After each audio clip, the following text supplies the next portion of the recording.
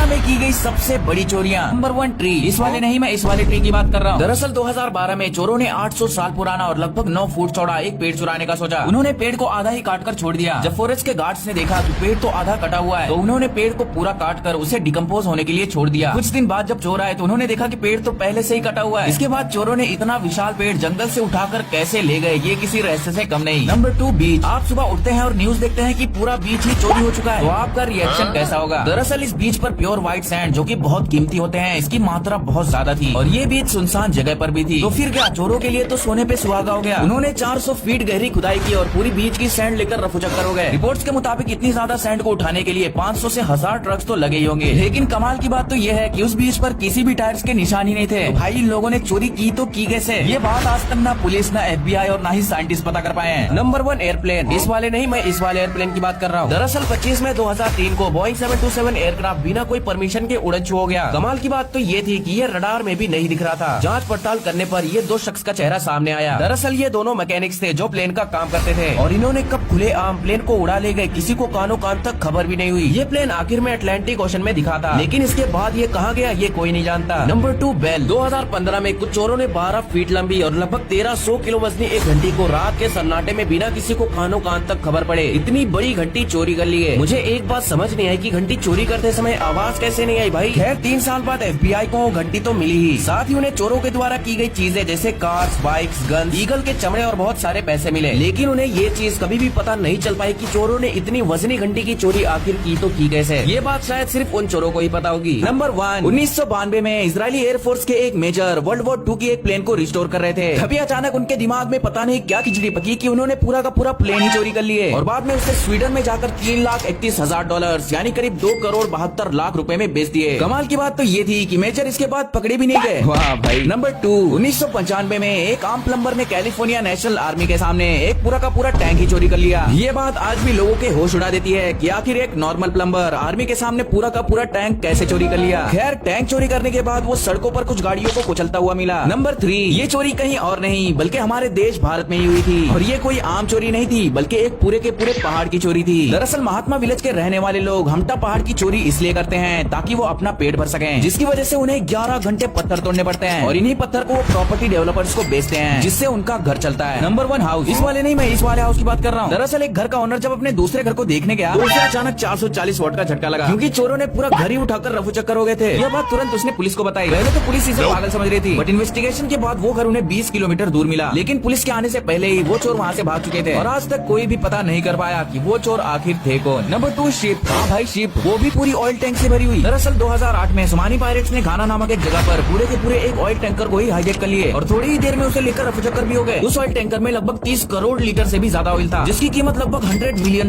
थी। पुलिस और FBI भी हैरान है कि चोरों ने इतनी बड़ी चोरी आखिर की तो की कैसे। Number 3 bridge. मान लो आप रोज जिस ब्रिज को पार करके अपने ऑफिस जाते हो, दूसरे दिन वो ब्रिज वहाँ रहती ही नहीं, तो आपका रिएक्शन कैसा होगा? दरअसल ये घटना बिहार की है, जब चोर एक कंस्ट्रक्शन वर्कर्स के रूप में आए और बड़े प्यार से सबके सामने पूरी ब्रिज को ही लेकर रफू चक्कर हो गए। उस दिन के बाद ये चोर दोबारा कहीं भी किसी को भी नहीं दिखे।